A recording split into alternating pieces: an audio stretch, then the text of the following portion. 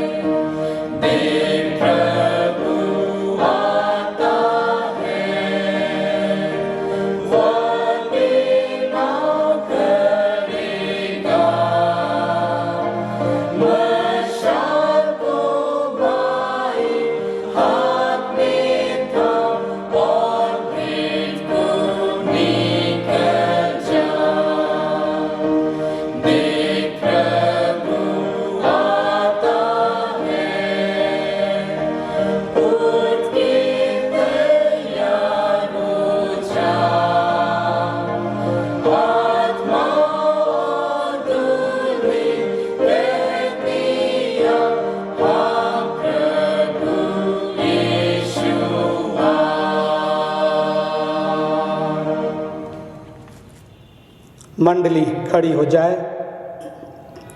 परमेश्वर पिता, पुत्र और पवित्र आत्मा के नाम से आमीन। हमारी सहायता ईश्वर के नाम से है, जिसने स्वर्ग और पृथ्वी को सिरजा।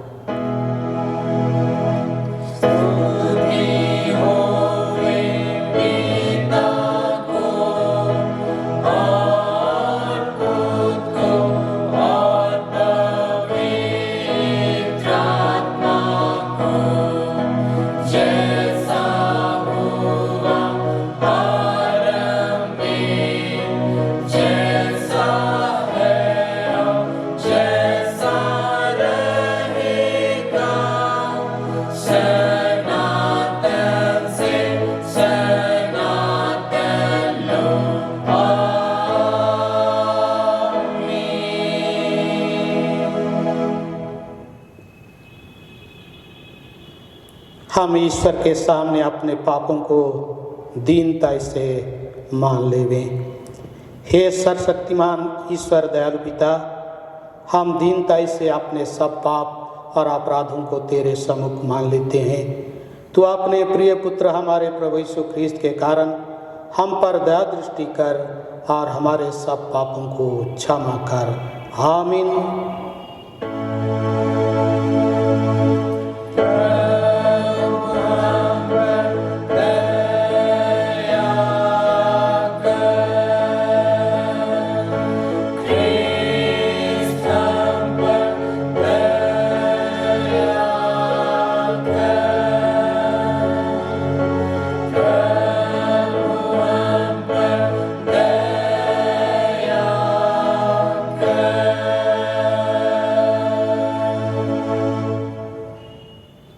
परमेश्वर के शांतिदायक वचन को सुने। यह वचन विश्वास योग्य और सर्वथा ग्रहण योग्य है कि ख्रीस्त यीशु पापियों के लिए जगत में आया। आमीन।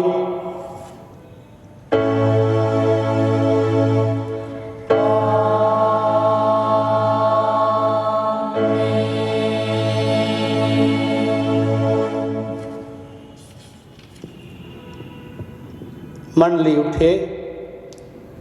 सबसे ऊंचे स्थान में ईश्वर का गुणानुवाद होए।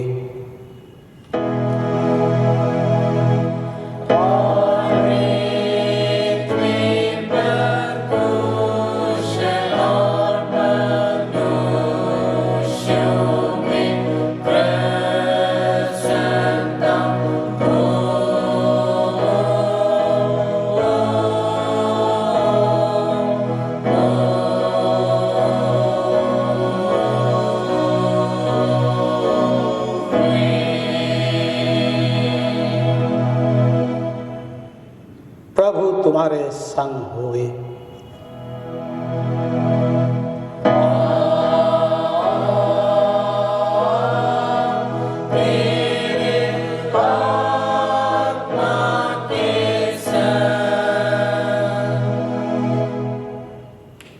आइए हम प्रार्थना करें।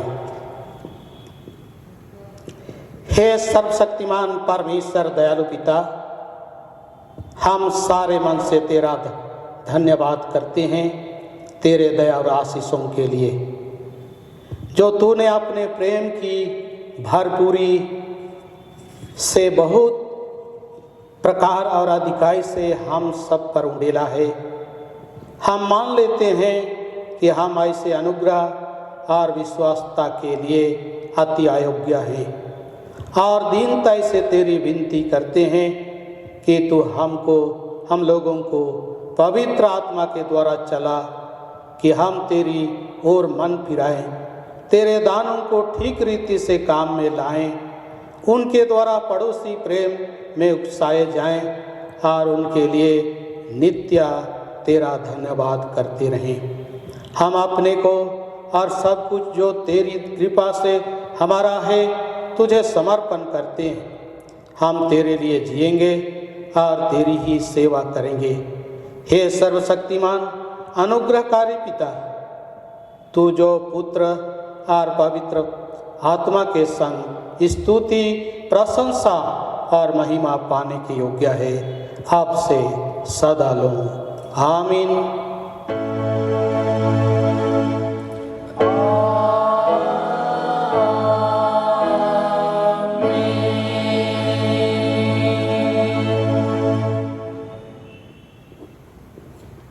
इस घड़ी हम लोग परमेश्वर के पवित्र वचन में से सुनेंगे। जैसा हम पाते हैं रोमियों के नाम पौलुस प्रेरित की पत्री उसके 15 अध्याय पद संख्या 4 से आगे 13 पद लो। रोमियों की पत्री 15 अध्याय पद संख्या 4 से आगे 13 पद लो।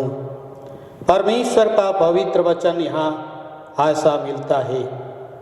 जितनी बातें पहली से लिखी गई वे हमारी ही शिक्षा के लिए लिखी गई हैं कि हम धीरज और पवित्र शास्त्र के प्रोत्साहन द्वारा आशा रखें। धीरज और शांति का दाता परमेश्वर तुम्हें यह वरदान दे कि मसीह यीशु के अनुसार आपस में एक मन रहो, ताकि तुम एक मन और एक स्वर में हमारे प्रभु यीशु मसीह के पिता परमेश्वर की स्तुति करो। इसलिए जैसा मसीह ने परमेश्वर की महिमा के लिए तुम्हें ग्रहण किया है, वैसे ही तुम भी एक दूसरे को ग्रहण करो। इसलिए मैं कहता हूँ कि जो प्रतिज्ञाएं बाप दादों को दी गई थी, उन्हें दृढ़ करने के लिए मसीह परमेश्वर की सच्चाई का प्रमाण देने के लिए खतना किए हुए लोगों का सेवक बना, और अन्य जातीय भी दया के कारण परमेश्वर की स्तुति करें, जैसा लिखा है, इसलिए मैं जाति जाति में तेरा धन्यवाद करूंगा और तेरे नाम के भजन गाऊंगा। फिर कहा है, हे जाति जाति के सब लोगों, उसकी प्रजा के साथ आनंद करो। और फिर हे जाति जाति के सब लोगों, प्रभु की स्तुति करो। और हे राज्य राज्य के सब लोगों, उससे सराहो।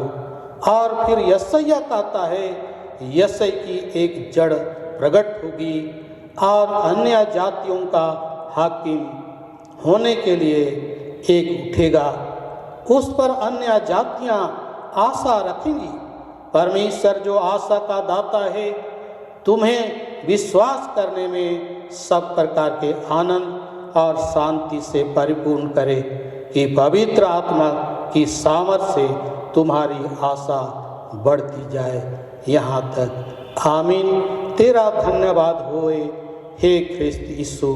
हालेलुया।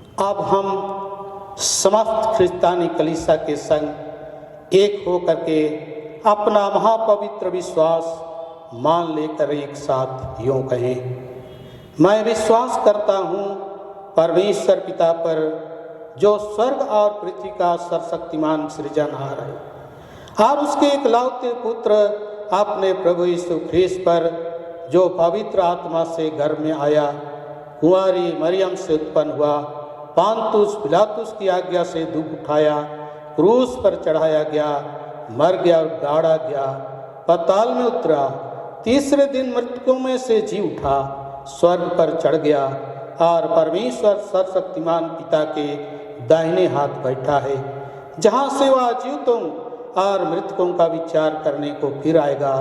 मैं विश्वास करता हूँ पवित्र आत्मा पर, एक ही पवित्र ख्रिस्तानी कलीसिया, पवित्रों की संगत पर, पापों की क्षमा, देह के जी उठने और अनंत जीवन पर।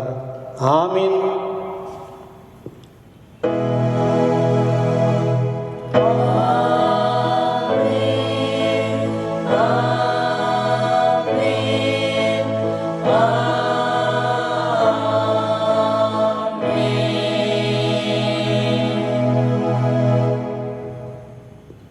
मंडली बैठ जाए।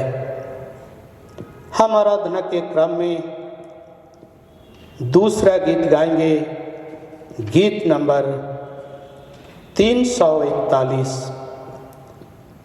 भोर के समय बोते दया रूपी बीज को, धूप में भी परिश्रम करते संध्या लोग, धीरज से काम करते फल की बाट हम जोते, कटनी में आनंद से फल को पावेंगे।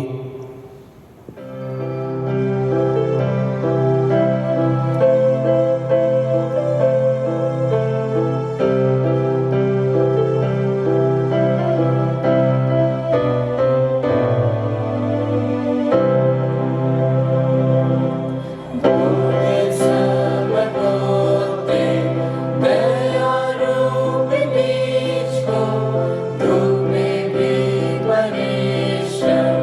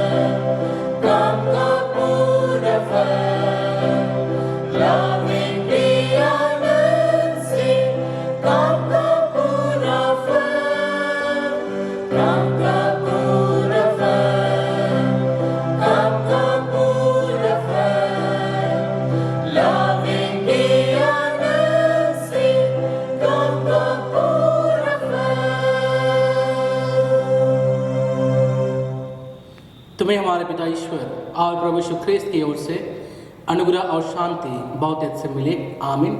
आइए हम प्रार्थना करें। हे आकाश और पृथ्वी के सृष्टिकर्ता, जीवित और सामर्थी पिता परमेश्वर, आज के इस पवित्र रविवार में प्रभु हम आपके प्रियजन आपकी स्तुति में धन्यवाद करने पाते हैं और इस समय इस घड़ी प्रभु आपके पवित्र वचन पर मनन ध्यान करते हैं। प्रभु आप इस स्वयं पवित्र आत्मा की सामर्थ, प्रेरणा, अगुवाई हमें से हर एक को प्रदान कीजिए कि आज का पवित्र वचन हमें से हर एक के लिए प्रेरणा का वचन होने सके और जिसके द्वारा हम मसीह विश्वास, मसीह जीवन और मसीह सेवा में प्रभु उस बात की गवाही हम देने सकें। आपके आगमन की तैयारी में प्रभु हम आत्मिक रूप से बलवंत और फलवंत होने पाएँ। प्रार्थना हमारे प्रभु यीशु मसीह के मधुर नाम से मांगते हैं, ऐसे सुनिए और अनुग्रह से ईश्वर के राज में ग्रहण कीजिए, आमीन। आइए हम आज के लिए परमेश्वर का पवित्र वचन सुने जो हमें मिलता है लूका रचित सुसमाचार अध्याय संख्या 21 और पद संख्या 25 से आगे 36 पद तक। लूका रचित सुसमाचार अध्याय संख्या 21 और पद संख्या 25 से आगे। परमेश्वर का वचन यहाँ इस प्रकार से लिखा हुआ है, सूरज और चांद और तारों में चिन्ह दिखाई देंगे और पृथ्वी पर देश देश के लोगों को संकट होगा, क्योंकि वे समुद्र के गरजने और लहरों के कोलाहल से घबरा जाएंगे। भय के कारण और संसार पर आने वाली घटनाओं की बाट देखते देखते लोगों के जी में जी ना रहेगा, क्योंकि आकाश की शक्तियां हिलाई जाएंगी। तब वे मनुष्य के पुत्र को सामर्थ और बड़ी महिमा के साथ बादल पर आते देखेंगे। जब ये बातें होने लगे तो सीधे होकर अपने सिर ऊपर उठाना, क्योंकि तुम्हारा छुटकारा निकट होगा। उसने उनसे एक दृष्टांत भी कहा, अंजीर के पेड़ और सब पेड़ों को देखो, ज्यों ही उनमें कोंपलें निकलती हैं तो तुम देखकर आप ही जान लेते हो कि ग्रीष्म काल निकट है। इसी रीति से जब तुम ये बातें होते देखो तब जान लो कि परमेश्वर का राज्य निकट है। मैं तुमसे सच सच कहता हूं कि जब तक ये सब बातें ना हो ले तब तक इस पीढ़ी का कदापि अंत ना होगा। आकाश और पृथ्वी टल जाएंगे परंतु मेरी बातें कभी ना टलेंगी। इसलिए सावधान रहो, ऐसा ना हो कि तुम्हारे मन खुमार और मतवालेपन और इस जीवन की चिंताओं से सुस्त हो जाए और वह दिन तुम पर फंदे के समान अचानक आ पड़े, क्योंकि वह सारी पृथ्वी के सब रहने वालों पर इसी प्रकार आ पड़ेगा। इसलिए जागते रहो और हर समय प्रार्थना करते रहो कि तुम इन सब आने वाली घटनाओं से बचने और मनुष्य के पुत्र के सामने खड़े होने के योग्य बनो। यहाँ तक आमीन। मसीह प्रियो, आज एडवेंट काल का दूसरा सप्ताह है और लूथरन विश्वास और लूथरन सिद्धांत के अनुसार एडवेंट काल के इस दूसरे सप्ताह में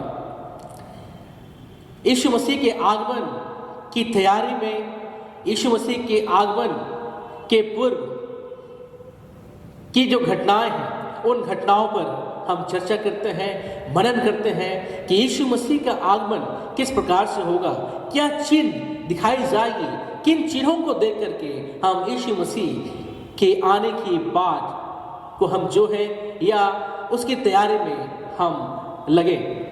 मसीह प्रियो, और इसलिए आज का जो संदेश है उस संदेश का शीर्षक है discerning the science of the times in the light of the second coming of Jesus Christ. Discerning the signs of the times in the light of the second coming of Jesus Christ. यीशु मसीह के द्वितीय आगमन के आलोक में समय के चिन्हों की पहचान, यीशु मसीह के द्वितीय आगमन के आलोक में समय के चिन्हों की पहचान। मसीह प्रियो, यदि हम पुराने नियम या नए नियम की बात करें तो हम देखते हैं सदूकी फरीसी या इस्राएली लोग यीशु मसीह या मसीहा के आने की बात वे जो रहे थे और वे चिन्हों को देखते हुए वे अनुमान लगा रहे थे। यहाँ तक कि ज्योतिष शास्त्र में भी इन बातों को हम देखते हैं किस प्रकार से ज्योतिषी वे यीशु मसीह के आगमन की बातों को वे नक्षत्रों को देख करके वे ज्ञान प्राप्त कर लेते हैं या जान पाते हैं। आज के वचन में हम या आज के वचन के जो पृष्ठभूमि है, जो बैकग्राउंड है, उसे भी यदि हम गौर करें तो हम देखेंगे कि इस्राएली लोग तीन विशेष कालों को मानते थे। इस्राएली लोग तीन विशेष कालों को मानते थे। उनका कहना था कि पहला वह काल है जो कि उनका वर्तमान काल है और उनका वर्तमान काल बुरा है और वह निश्चित रूप से समाप्त होने वाला है। उसमें बुराई है और उसमें शैतान के कार्यों को हम देखते हैं। तो जो वर्तमान काल है उसको इस रूप में वे देखते थे। और जो तीसरा जो काल है, अंतिम जो काल है, उनका कहना था कि वह काल जो होगा वह प्रभु का समय होगा। वह काल जो होगा, जो कि आने वाला काल होगा, जिस काल में सुनहरा समय होगा, उस काल में सब कुछ अच्छा होगा, सब कुछ शांति की बात होगी, परमेश्वर का राज्य स्थापित कर दिया जाएगा। और इन दोनों कालों के बीच में एक ऐसा काल आएगा जिस काल को कहा गया है the day of the Lord. The day of the Lord, वह यहोवा का दिन होगा और वह दिन बहुत ही भयानक होगा, बहुत ही उथल पुथल का दिन होगा, नाश का दिन होगा, सर्वनाश का दिन होगा। तो इस प्रकार से यहूदियों के विश्वास में तीन विशेष काल की बातों की चर्चा की गई है। उनके विश्वास में इन बातों को हम देखते हैं और उसी विश्वास के तहत अब यीशु मसीह उनके सामने यहोवा का दिन के समय के चिन्हों की बातों को पूरे इस्राएलियों के सामने प्रस्तुत करते हैं। और इसलिए आज के वचन में हम तीन विशेष बिंदु पर मनन करेंगे। पहला बिंदु है demonstration of science. The demonstrations of science, जो चिन्ह की बात यीशु मसीह करते हैं, जो चिन्हों की बात यीशु मसीह करते हैं, उनका प्रदर्शन या दिखाया जाना। यीशु मसीह 25 पद से आरंभ करते हैं कि अंतिम समय में, अंत काल में या युग के अंतिम समय में कौन कौन सी चिन्ह दिखाई जाएगी, कौन कौन सा चिन्हों की बात होगी। मसीह प्रियो, जिस युग में हम जी रहे हैं, इस युग को अंतिम काल के रूप में हम देखते हैं, अंतिम काल के रूप में, समय के रूप में हम गिनते हैं, इसलिए कि हम उन चिन्हों को देखते हैं और अनुभव करते हैं। मसीह प्रियो, कोई भी कहानी का एक क्लाइमेक्स होता है, एक चरम सीमा की बात होती है। वैसे ही यहाँ यीशु मसीह जो संदेश इनके सामने रखते हैं, वह तो युगांत के उस क्लाइमेक्स के विषय में है, उस चरम सीमा के विषय में है, जिस समय बहुत सारे चिन्हों को दिखाया जाएगा। परमेश्वर के द्वारा, यीशु मसीह के द्वारा बहुत सारे चिन्हों को दिखाया जाएगा और उन चिन्हों को हमें देखने और समझने की आवश्यकता है। उन चिन्हों में यीशु मसीह यहाँ वर्णन करते हैं, जो चांद है, सूरज है, चांद है, तारेगण है, वे सभी परमेश्वर के आगमन के चिन्ह को प्रकट करते हैं। वे प्रतीक के रूप में है, चिन्ह के रूप में है। मसीह प्रिय, यदि मत्ती रचित सुसमाचार 24 अध्याय 29 पद में हम पढ़ेंगे, वहाँ वर्णन मिलता है कि यीशु मसीह ने कहा कि अंत का समय आने वाला है जहाँ सूर्य अंधियारा हो जाएगा। सूर्य जो है वह अंधियारा हो जाएगा। यदि हम साइंटिफिक दृष्टिकोण से इसे देखने का प्रयास करें, और मार्टिन लूथर ने भी इसको व्याख्या करने का प्रयास किया है, और उनका कहना है कि सूर्य अंधियारा हो जाने का मतलब क्या है। इसलिए कि परमेश्वर ने उत्पत्ति की पुस्तक में ही इस बात की चर्चा कर दी गई है कि दिन और रात का होना तो आवश्यक है। युग के अंत तक दिन और रात का होना आवश्यक है। रात के समय अंधियारा होता है, लेकिन यहाँ जो डार्कनेस या अंधेरे की बात कही गई है, वह ऐसे अंधेरे की बात है जिसमें सूर्य कुछ समय के लिए अंधियारा हो जाएगा। और ऐसी बात हम अपने विज्ञान के क्षेत्र में हम देखते हैं कि जहाँ पे सूर्य ग्रहण होता है, सूर्य ग्रहण के द्वारा सूर्य जो है वह अंधियारा हो जाता है। इसे साइंटिफिक वे में इसे सोलर एक्लिप्स कहा जाता है, और इस बात को हम जानते हैं और इसे हम नेचुरल फेनोमेना के रूप में देखते हैं, प्राकृतिक घटना के रूप में देखते हैं, जो बातें होती रहेगी। तो इस प्रकार से सूर्य का अंधियारा होना, इस बात को हम जानते हैं। या नहीं कि पूरे वर्षों तक सूर्य अंधियारे में रहेगा, ऐसी बात नहीं है। लेकिन जो बात यहाँ यीशु मसीह के द्वारा कही गई है कि सूर्य अंधियारा हो जाएगा, अर्थात जो सूर्य है वह कुछ समय के लिए अंधियारा हो जाएगा। विशेष क्षेत्र से सूर्य अंधियारे के रूप में दिखाई देगा, और जब जब सूर्य ग्रहण होता है, हम देखते हैं कि सूर्य जो है वह काला पड़ जाता है, अंधियारा हो जाता है। और उस चिन्ह को देख करके हमें जानने की आवश्यकता है कि परमेश्वर का राज्य निकट आ गया है। उसी प्रकार से चंद्रमा के विषय भी कहा गया है कि चंद्रमा भी, उसमें चिन्ह हम देखेंगे, और वह चिन्ह क्या है कि चंद्रमा भी अंधियारा हो जाएगा। चंद्र का अंधियारा होना या उसका चंद्र ग्रहण होना, उस बात को हम जानते हैं, और वह इस चिन्ह को दर्शाता है कि यीशु मसीह का आना निकट है। उसी प्रकार से तारों की बात कही गई है। तारे जो है वह गिरने लगेंगे, तारों में चिन्ह दिखाई देंगे। हम आए दिन हम न्यूज़ में हम पाते हैं कि उल्का पिंड का गिरने की बातों को हम सुनते हैं, तारों के टुकड़ों को गिरने की बातों को हम सुनते हैं। और इस प्रकार से तारों में भी चिन्ह जो दिखाई जा रही है, वह तो परमेश्वर के आने का चिन्ह के रूप में यीशु मसीह यहाँ प्रस्तुत करते हैं। मसीह प्रियो, और ये जो नेचुरल जो प्रतीक है, नेचुरल जो चिन्ह है, नेचुरल जो फेनोमेना है, जिसे विज्ञान का स्टेटमेंट है, कहना है कि यह तो नेचुरल फेनोमेना है, ये बात तो होती रहेंगी, ये बात तो होती रहेंगी। और यह जो वाक्य है, जो सेंटेंस है, जो साइंटिफिक शब्द है, बहुत हमारे मनों को प्रभावित करते हैं, और हम उन चिन्हों को देखते हुए भी हम नहीं देख पाते और हम नहीं समझ पाते। और इसलिए मसीह प्रियो, अरिस्टोटल का भी यही कहना है, महान विद्वान अरिस्टोटल का भी यही कहना है कि जो सूरज चांद तारे गणों में जो चिन्ह है वह तो एक प्रकार से नेचुरल फेनोमेना है, ये बातें होती रहेंगी। और इसलिए मार्टिन लूथर कहते हैं कि one fool fills the world with fools, एक मूर्ख पूरे दुनिया को मूर्खता से भर देता है मसीह प्रियो। और इसलिए बहुधा जो साइंस के पीछे या साइंस को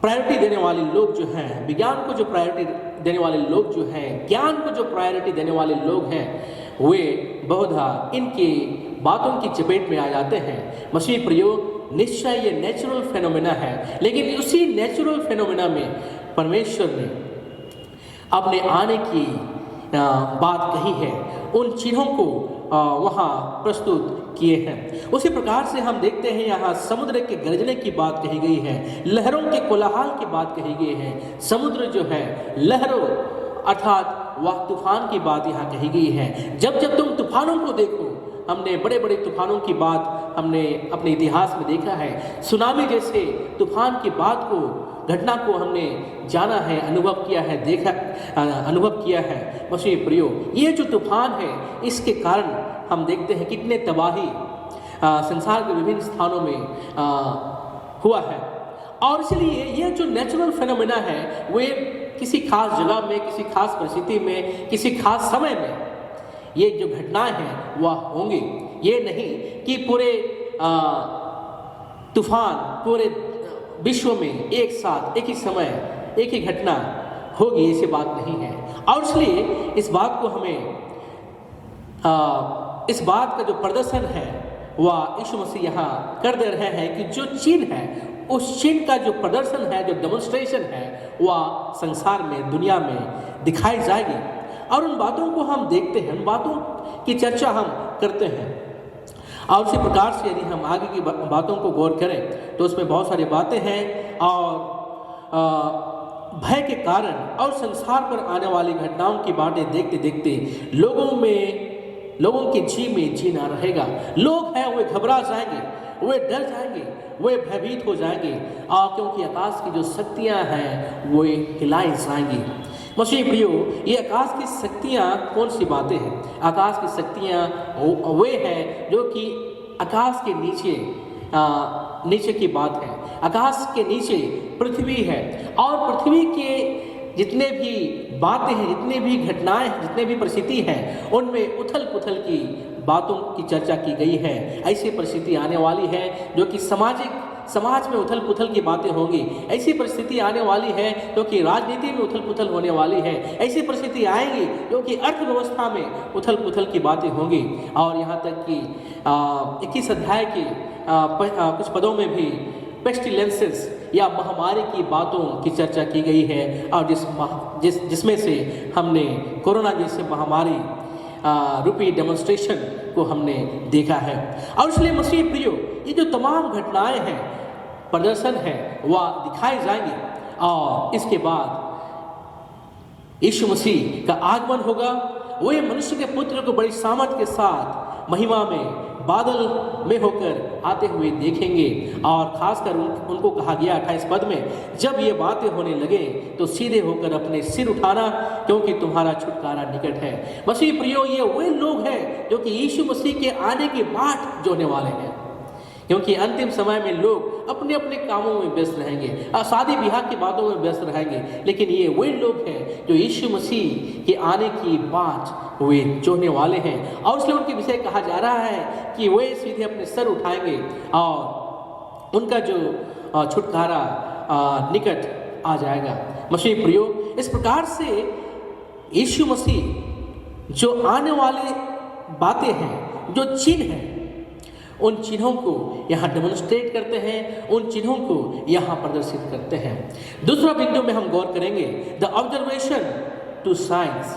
जो चिन्ह दिखाया जाएगा उसे हम किस प्रकार से देखें। ऑब्जर्वेशन का मतलब होता है अवलोकन करना या पर्यवेक्षण करना।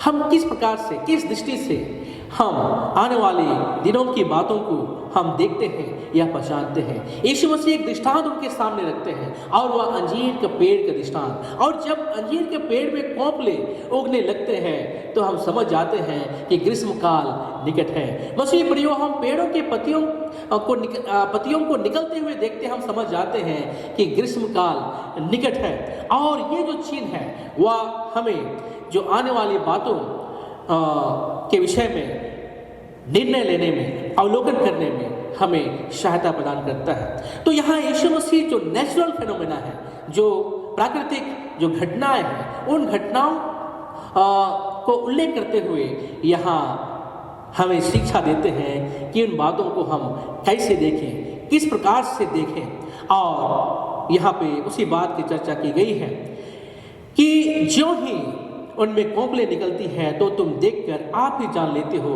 कि ग्रीष्म काल निकट है। मसीह प्रियो, यहाँ अपने आप जानने की बात है, अपने आप ज्ञात होने की बात है। यहाँ जो जानने की बात के लिए जो ग्रीक शब्द का प्रयोग किया गया है उसका मतलब होता है टू नो, जानना, टू अंडरस्टैंड, उसको समझना, टू परसीव, उसको अनुभव करना। और इसलिए मसीह प्रियो, जो चिन्ह है उन चिन्हों को जब हम देखते हैं तो हम जान जाते हैं, हम समझ जाते हैं और हम अनुभव कर लेते हैं कि यीशु मसीह का आना निकट है। मसीह प्रियो, आगे के वचन में हम देखेंगे, इसी रीति से जब तुम ये बातें होती देखो तब जान लो कि परमेश्वर का राज्य निकट है। यीशु मसीह यहाँ शिक्षा दे रहे हैं कि इन बातों का होना होते हुए यदि आप देख लेते हैं, देख लो, तब जान लो कि परमेश्वर का राज्य निकट है। मसीह प्रियो, यहाँ जो देखने के लिए जो शब्द प्रयोग किया गया है, वहाँ दो प्रकार का शब्द यहाँ प्रयोग किया गया है। 29 पद में यहाँ देखकर एक शब्द है और 31 पद में देखो शब्द का प्रयोग किया गया है। और दोनों शब्द के लिए ग्रीक में अलग अलग शब्द का प्रयोग किया गया है। 30 पद में जो देखकर शब्द प्रयोग किया गया है एडो, इसका मतलब होता है टू सी। इसका ऑब्जेक्टिव रूप से किसी चीज को देखना, साक्षात रूप से, वास्तविक रूप से किसी चीज को देखना, किसी बात को देखना, किसी घटना को देखने की बात के लिए एडो शब्द का ग्रीक में प्रयोग किया गया है। हम अपनी आंखों से, खुले आंखों से जिन बातों को हम देखते हैं उन सब का यहाँ प्रयोग किया गया है। अर्थात जो नेचुरल फेनोमेना है, जो प्राकृतिक जो घटनाएं हैं, उन घटनाओं को हम अपनी आंखों से देखते हैं। और जब अपनी आंखों से देखते हैं तो उसे हमें समझने की आवश्यकता है। अगला 31 पद में यीशु मसीह ने कहा, इस रीति से जब तुम ये बातें होते देखो, और जब तुम इन बातों को होते हुए देखोगे, और यहाँ देखो के लिए ब्लेफो शब्द का प्रयोग किया गया है। ब्लेफो, ग्रीक वर्ड ब्लेफो शब्द का प्रयोग किया गया है। और इस शब्द का अर्थ होता है ना केवल देखना, but to discern, to understand, to contemplate, examine, to examine. तो यहाँ जो देखने की जो शब्द है, इसका अर्थ है कि उसको एक प्रकार से अनुभव करना, एक प्रकार से महसूस करना, एग्जामिन करना, परीक्षण करना, उसे मनन करना, ध्यान करना। तो यहाँ इस प्रकार से देखो शब्द का प्रयोग किया गया है। इसका अर्थ इस प्रकार से होता है। मसीह प्रियो, ये जो घटनाएं हैं, जो नेचुरल फेनोमेना है, उसे जब हम देखते हैं तो हमें मनन करने की आवश्यकता है, हमें परीक्षण करने की आवश्यकता है, हमें आत्म अवलोकन करने की आवश्यकता है। और इस प्रकार से हम उन बातों को हम देख सकते हैं, समझ सकते हैं कि यीशु मसीह का आना निकट है। मसीह प्रियो, और इसे मैं कहता हूँ कि या तो परमेश्वर के द्वारा एक वरदान है, जो तीसरा आंख हमें परमेश्वर के द्वारा दिया गया है, द स्पिरिट ऑफ डिजर्निंग। हमें किसी बात को आंतरिक रूप से देखने और समझने की समझ परमेश्वर के आत्मा के द्वारा हमें यह ज्ञान प्राप्त हुआ है। और इसलिए मसीह प्रियो, हमें जो नेचुरल फिनोमेना है, जो प्राकृतिक जो घटनाएं हैं, उसे बहुत ही ध्यानपूर्वक, गौरपूर्वक देखना, महसूस करने की आवश्यकता है। तीसरा विशेष बिंदु है वह है अटेंशन टू साइंस। जो चिन्ह और चमत्कार दिखाए जा रहे हैं, जो चिन्ह दिखाए जा रहे हैं, उन चिन्हों के प्रति हमारा ध्यान, उन चिन्हों को हमें ध्यानपूर्वक देखना है। किस प्रकार से हम ध्यान दें, किस रीति से हम ध्यान दें, उन बातों की चर्चा यीशु मसीह यहाँ करते हैं। अटेंशन टू साइंस, किस प्रकार से हम ध्यान दें। यीशु मसीह ने कहा, इसलिए सावधान रहो, इसलिए सावधान रहो। ऐसा ना हो कि तुम्हारा मन खुमार और मतवालेपन और इस जीवन की चिंताओं से सुस्त हो जाए। यीशु मसीह यहाँ सावधान रहने की बात है, सावधान रहने की बात है। ऐसा समय आएगा जब अंत समय में लोग बेध्यान रहेंगे, लोगों का ध्यान नहीं रहेगा, हिडलेसनेस, लोग बेध्यान रहेंगे, इसलिए कि उनका जीवन जो है संसारिक चिंताओं से भरा हुआ रहेगा। उनका मन खुमार हो जाएगा।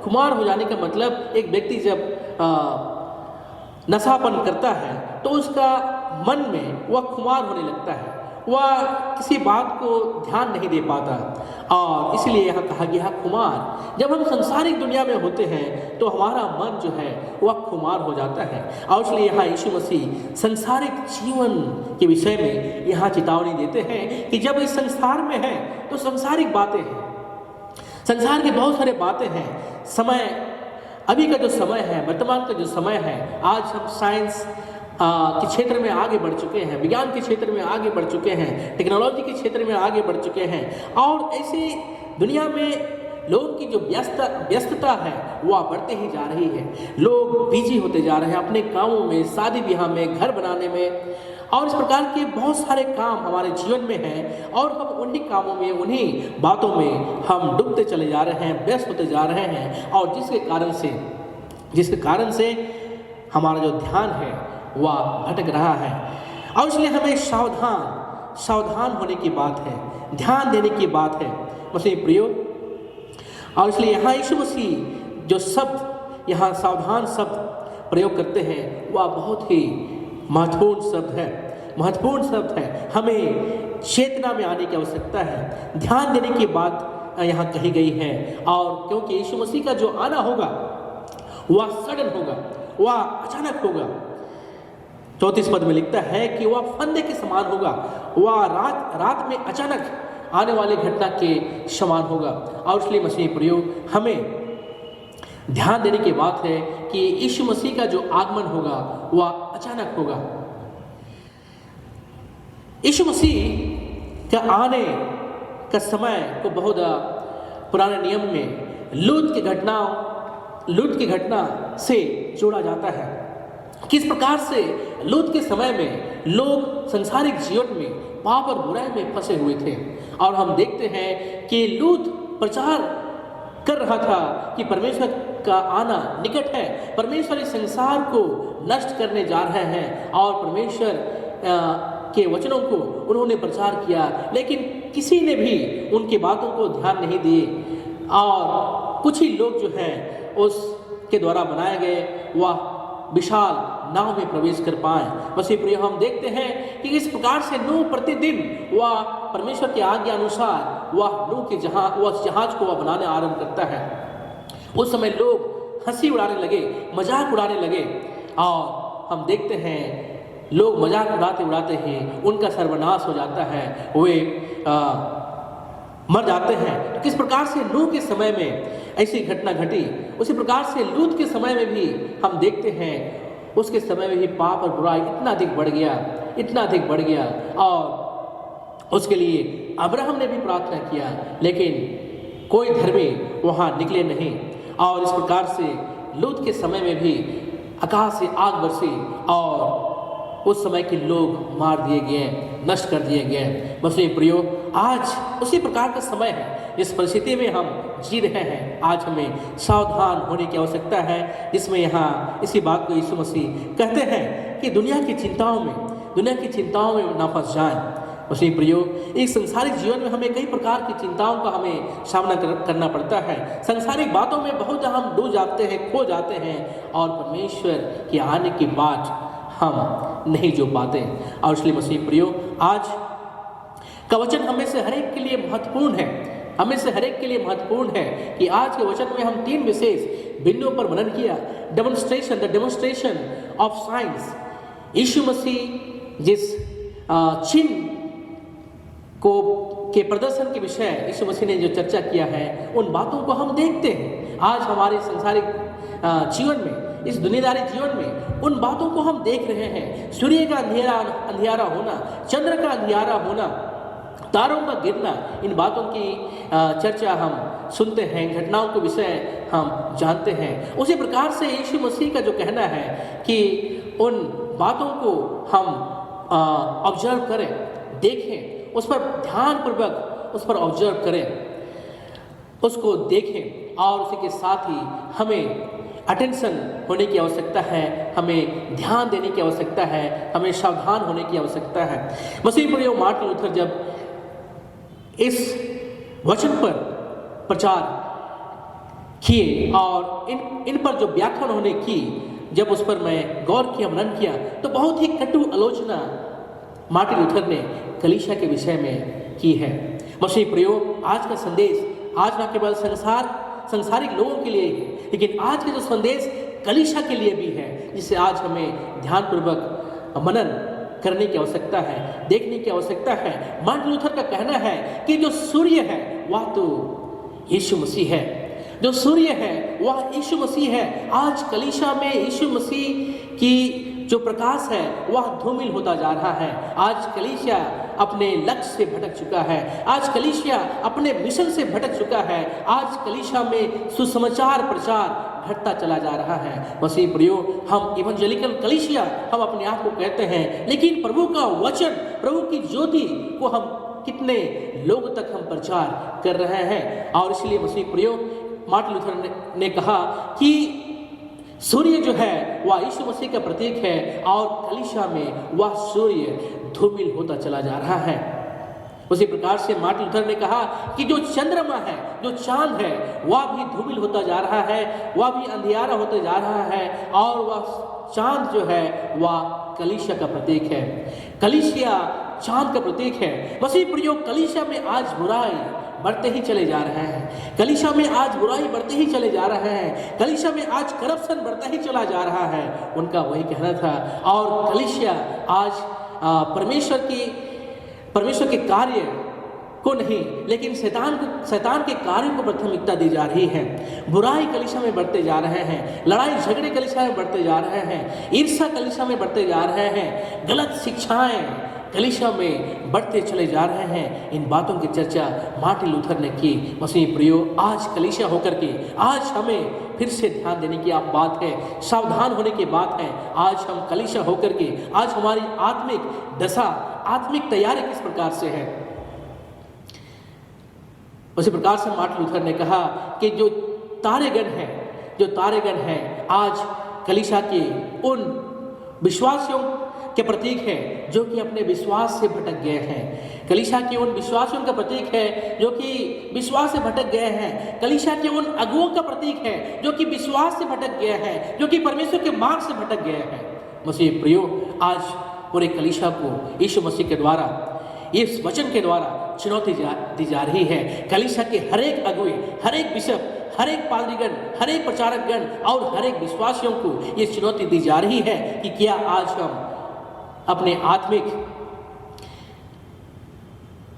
ज्योति से आज हम भटक गए हैं। वे तारे हैं जो कि विश्वास से भटक गए हैं। मसीह प्रियो, और इसीलिए आज हमें से हर एक को फिर से लौट आने की आवश्यकता है, फिर से अपने आप को अवलोकन करने की आवश्यकता है, अपने आप को देखने की और जांचने की आवश्यकता है। मार्टिन लूथर ने कहा कि आज कलीसिया के अगुए यीशु मसीह के स्थान ले चुके हैं। आज कलीसिया के अगुए यीशु मसीह के स्थान ले चुके हैं। आज यहाँ तक कि आज कलीसिया के अगुए शैतान के सिंहासन पर बैठे हुए हैं। और इसलिए मसीह प्रियो, आज हमारे लिए चुनौती है कि आज हम कलीसिया के अगुए होकर के, आज हम कलीसिया के पादरी होकर के, बिशप होकर के, विश्वासी होकर के आज हमारी आत्मिक दशा कैसी है। और इसलिए मसीह प्रियो, आज हमें इन बातों से सीख लेने की आवश्यकता है। प्रभु के इन वचनों से हमें शिक्षा लेने की आवश्यकता है कि आज हम आत्मिक रूप से किस परिस्थिति में हैं।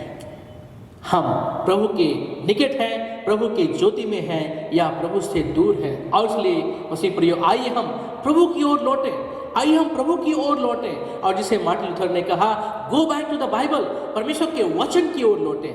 मसीह प्रियो, हमें परमेश्वर के वचन की ओर लौटने की आवश्यकता है। परमेश्वर के वचनों में उन चिन्ह और चमत्कार के विषय में प्रकाशन दे दी गई है और हमें तीसरी आंख के रूप में दी गई है। और वह तो डिजर्निंग ऑफ द स्पिरिट, आत्मा का परख का ज्ञान हमें प्राप्त है। उन चिन्हों को देख करके हम समझ सकते हैं, जान सकते हैं कि प्रभु का आना निकट है। और इसलिए मसीह प्रियो, प्रभु का आना निश्चित है और वह आना कब होगा, किस समय होगा, हम नहीं जानते। और उसके लिए हमें आत्मिक तैयारी करने की आवश्यकता है, ताकि जिस समय प्रभु का आगमन हो हम अपना सिर उठा सकें, हम अपना सिर उठा सकें। और निश्चय है कि हमारी आशा पूरी होगी।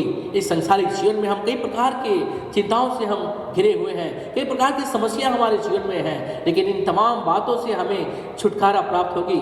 दुनिया में पाप और बुराई बढ़ता ही चला जा रहा है और इन तमाम परिस्थितियों को देखते हुए हम निराश हो जाते हैं। लेकिन मसीह प्रियो, या यीशु के द्वारा सांत्वनादायक वचन यहाँ कही गई है कि हमारा छुटकारा निकट है। हमें सर उठा के आगे की ओर देखने की आवश्यकता है। और इसलिए मसीह प्रियो, आज का जो संदेश है, जो शीर्षक है, discerning the science of the times in the light of the second coming of Jesus Christ, यीशु मसीह के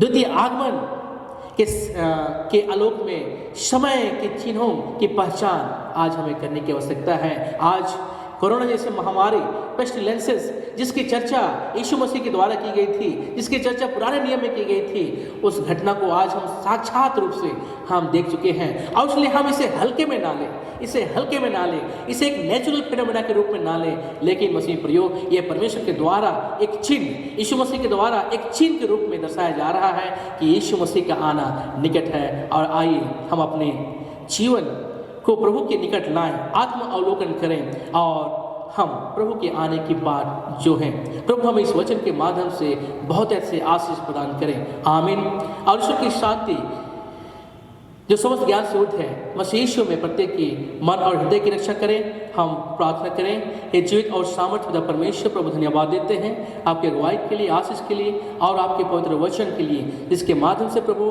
हम आपके पवित्र इच्छाओं को हम सुन पाते हैं, समझ पाते हैं, देख पाते हैं।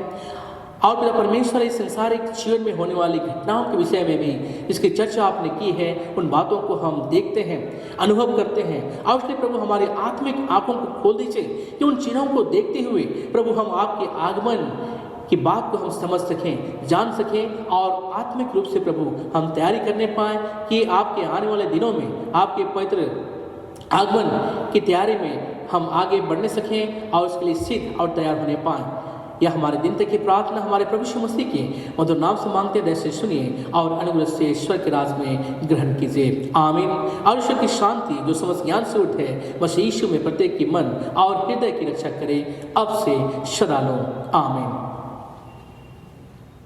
आइए हम आराधना का तीसरा गीत गाएंगे, गीत नंबर 307।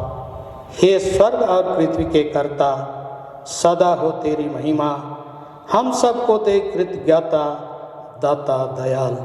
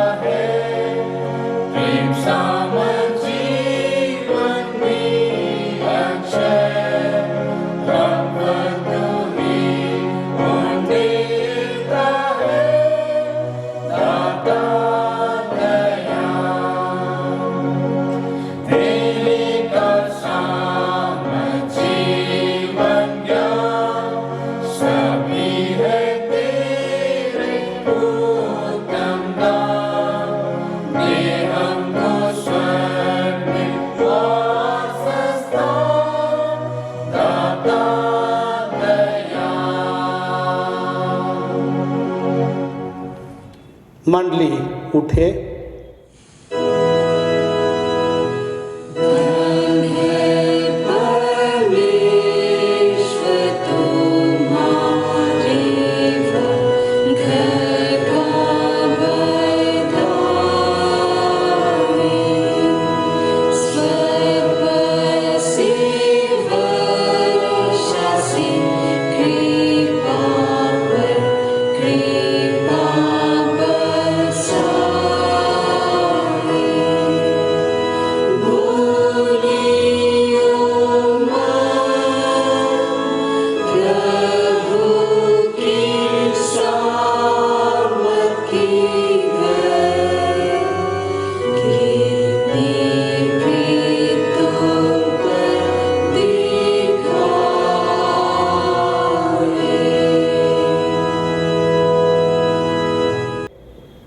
आइए हम अंतिम प्रार्थना करें। हे प्रभु परमेश्वर स्वर्गवासी पिता, हम तेरी विनती करते हैं, अपनी ख्रिस्तानी कलीसिया और उसके सारे सेवकों की अगुवाई कर, वे तेरे वचन के निर्मल उपदेश में ठहरे, जिससे सच विश्वास और प्रेम हम में बढ़े और दृढ़ाया जाए।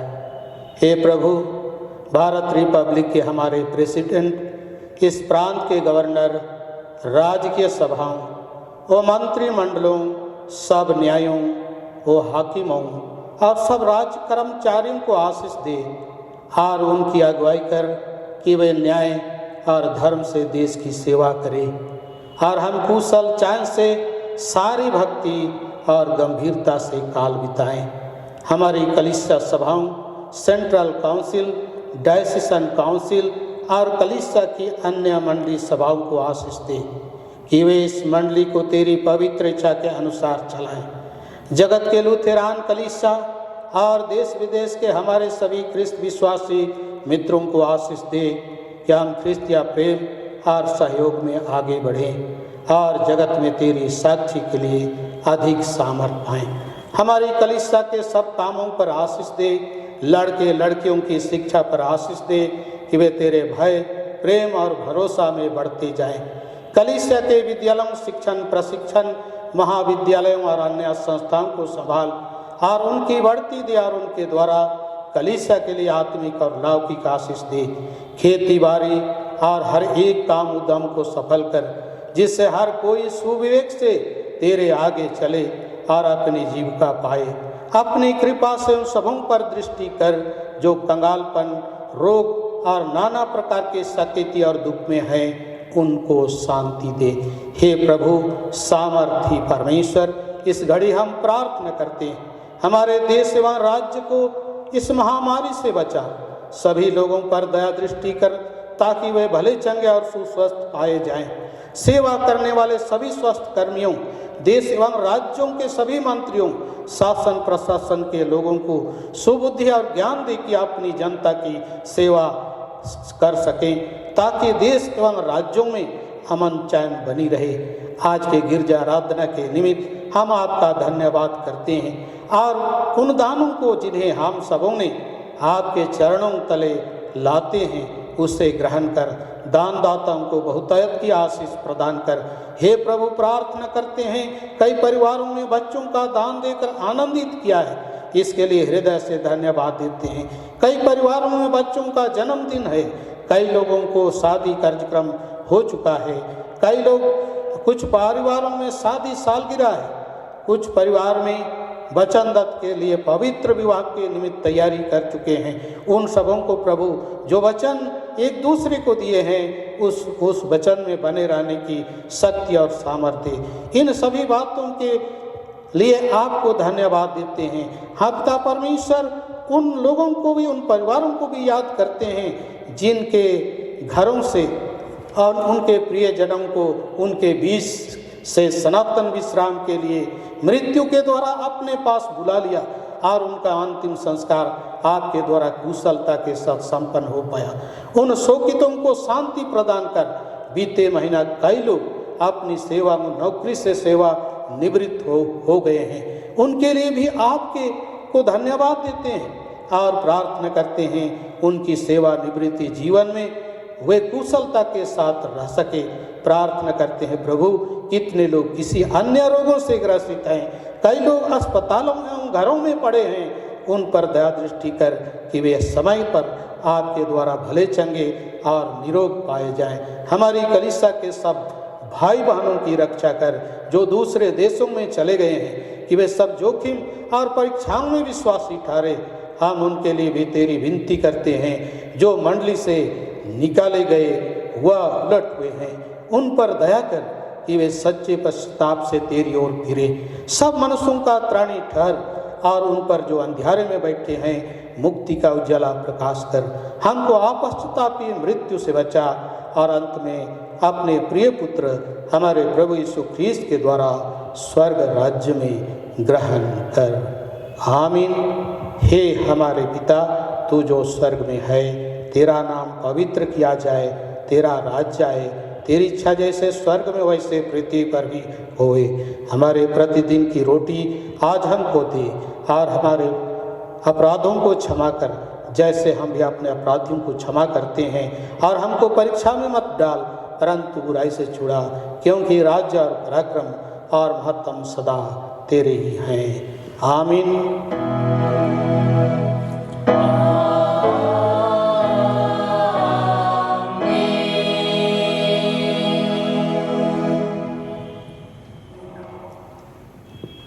अब त्रिएक ईश्वर का आशीर्वाद विश्वासी और दीन मन से आप सभी ग्रहण करें। परमेश्वर तुझे आशीष देवे और तेरी रक्षा करे। परमेश्वर अपना मुख का प्रकाश तुझ पर चमकावे, तुझ पर अनुग्रह करे। परमेश्वर अपना मुख का प्रकाश तुझ पर करे और तुझे कुशल देवे। आमीन।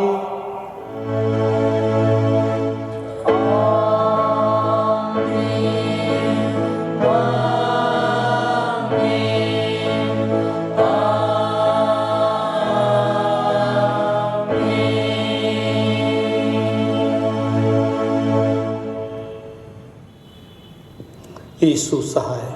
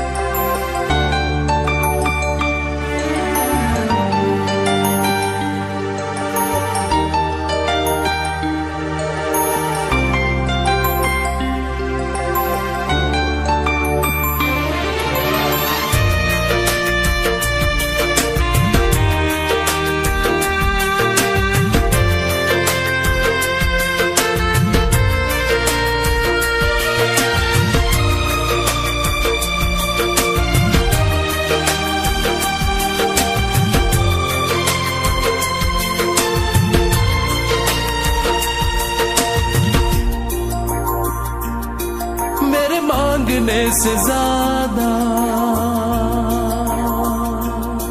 मेरे मांगने से ज्यादा, मेरे सोचने से अच्छा मैंने पाई है आशीष यीशु से। मैं भटका हुआ मुसाफिर, मेरी राहों में थी मुश्किल, मैंने पाई है मंजिल यीशु से।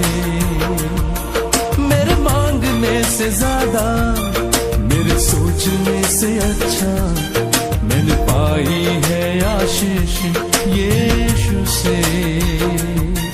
मैं भटका हुआ मुसाफिर, मेरी राहों में थी मुश्किल, मैंने पाई है मंजिल यीशु से। मेरे मांगने से ज्यादा,